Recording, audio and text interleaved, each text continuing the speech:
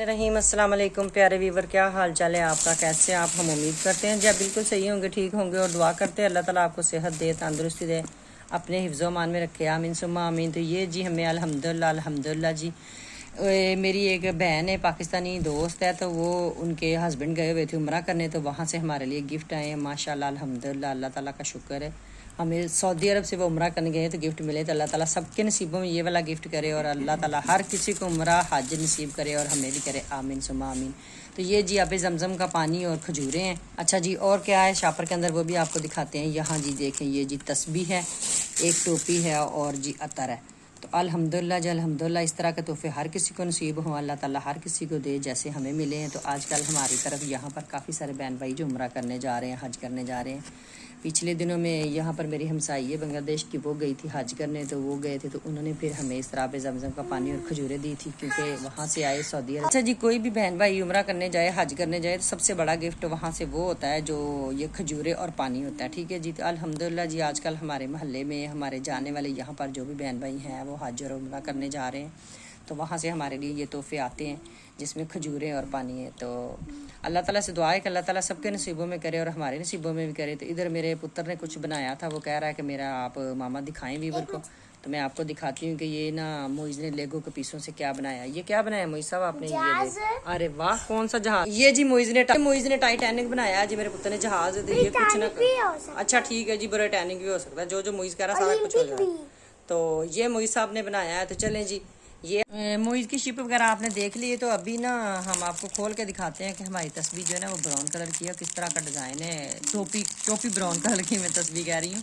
और ये आपको हम अपने गिफ्ट और तोहफे जो है ना वो खोल के दिखाएं। तो ये है जी अतर, ये भी इसकी बहुत प्यारी खुशबू है। और ये है तस्वीर, ये जामनी कलर की तस्वीर है और इसके ऊपर गोल्डन सिल्वर कलर का ऊपर काम हुआ है। जामनी कहते हैं इसके पुत्र, पर्पल को छोड़ो ना आप एक मिनट।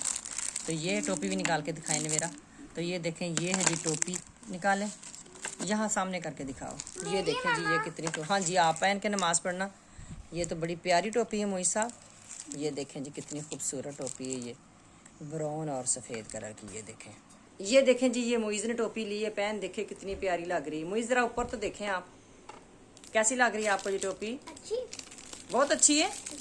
ओके, ये जी मेरे पुत्र ने टोपी ली है, पहन। ये रही हमारी जो आज के गिफ्ट हैं। ये नवेरा कहती है मैं तस्वीर बाहर निकालती हूँ, तो बाहर निकाल के दिखाती, नीचे ना लगे पुत्र, डिश के अंदर करो। ये देखें जी, ये रही जी ये है जिधर हम स्टॉप करते हैं सांस लेने के लिए। हाँ, ये सांस लेने के लिए जो तस्वीर पढ़ते वक्त। तो देखिए तस्वीर माशाल्लाह है कितनी प्यारी है। ये देखें, ठीक है जी, कितनी खूबसूरत है, कितनी प्यारी है। नहीं, इसमें नहीं खुशबू है पुत्र। ये देखें, आप सब बहन भाइयों ने हमारी वीडियो देखनी और बताना है कि हमारे ये जो सऊदी अरब से आए हैं गिफ्ट, ये कैसे लग रहे हैं आपको। अच्छा जी, गिफ्टों की बात हो रही थी तो मैंने सोचा कि मेरा जो पाकिस्तान से ड्रेस आना उसकी डिज़ाइनिंग इतनी खूबसूरत है, मेरी बहनों ने करवाई है। तो अम्मी ने सूट लेके दिया, तो पेकियां दी चीज़ां तो सानू भैनों नूं मिलन, तुहानूं पता औरतां दा असीं खुश ही बड़े हुंदे आ।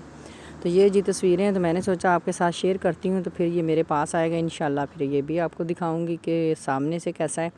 फ़िलहाल तस्वीरों में देखें तो ये जो मैं आपको सूट दिखा रही हूँ, इस पर नवेरा की खाला ने कढ़ाई की। ये नवेरा का है, नवेरा को वैसे भी पिंक कलर बहुत पसंद है, तो इसलिए उन्होंने पिंक कलर पे कढ़ाई की है। अच्छा जी, यहाँ पर नवेरा की हमने पट्टी खुलवानी थी, तो हम हॉस्पिटल जा रहे थे, सुबह सुबह का टाइम था, अपॉइंटमेंट 8 बजे की थी। तो नवेरा की पट्टी आज खुलनी थी। नवेरा इतनी खुश थी, आगे आगे भाग रही थी, कह रही थी कि जल्दी जल्दी चलो। तो फिर हॉस्पिटल के अंदर इतनी पॉसिबल नहीं थी वीडियो बनानी, बस मैंने थोड़ी सी बनाई थी जहाँ पर हम बाहर बैठे हुए थे ना इंतज़ार करने के लिए। तो मैंने कहा आपको दिखाऊँ कि देखें हॉस्पिटल कितना खूबसूरत साफ़ सुथरा है। और यकीन जाने आप कि हॉस्पिटल में एक ज़रा कतरा सी भी स्मेल जो होती है ना वो भी नहीं आती, बहुत ही साफ़ सुथरा हॉस्पिटल होता है। उसके बाद जी घर आ गए। घर आके हमने किया नाश्ता, रात को हमने बनाई थी आलू और पालक। तो मैंने कहा क्यों ना मौके का फ़ायदा उठाया जे आलू पालक बनाइए, तो फिर आलू पालक का पराठा तो होना ज़रूरी है। आलू गोभी होए, आलू पालक होए, या फिर चने की दाल हो सूखी सी, तो उसका भी आपको पता पराठा तो लाजमी होता है, तो साथ चाय भी लाजमी होती है। तो सबसे पहले शुरू में मैंने एक सीन आपके साथ जो शेयर किया था, वो नवेरा मोइज़ कह रहे थे हमें झूले दिलवाने लेके जाएँ। तो ये इधर चेंत्रों में पास ही थे, तो फिर मैंने बच्चों को दिलवा दिए झूले। मैंने कहा यहाँ पर चलो, ये इतने ख़तरनाक नहीं है, तो नवेरा के बाजू कोई प्रॉब्लम नहीं होगी। तो फिर झूले दिलवा दिए थे, क्योंकि उस वक्त नवेरा की पट्टी नहीं खुली थी पहले। तो यहाँ पर जी हमारे बातों बातों में पराठे हो गया तैयार। यहाँ पर मैंने अचार भी साथ ले लिया। अचार मैंने घर पे बनाया और मैंने सारी सब्जियों का अचार बनाया है आम के बगैर, ठीक है जी। तो ये था हमारा नाश्ता, जिसमें 2 पराठे और चाय थी। उसके बाद जी दिन को बच्चों ने बोला जी हमें पास्ता रगू बना के दें, ये स्कूल में पास्ता रगू खाते हैं। तो पास्ता रगू क्या होता है इंशाल्लाह फिर किसी वक्त इसकी पूरी रेसिपी आपके साथ शेयर करूँगी, कैसे बनाते हैं क्या करते हैं। लेकिन फ़िलहाल मैंने कहा चले थोड़ा सा सीन आपके साथ शेयर करती हूँ। तो ये जी असल विच हुंदा है जी कीमे वाला पास्ता हुंदा है। तो साढ़े इत्थे इटालियन जिहड़े ने वो कहंदे ने पास्ता रगू। तो मेरे बच्चे स्कूल खाते हैं, उन्होंने कहा मामा सानू पास्ता रगू बना के दो, क्योंकि जब से स्कूल बंद होए हमने खाया ही नहीं। तो मैंने कहा अच्छा पुत्र आ जाओ फिर पका देनी है।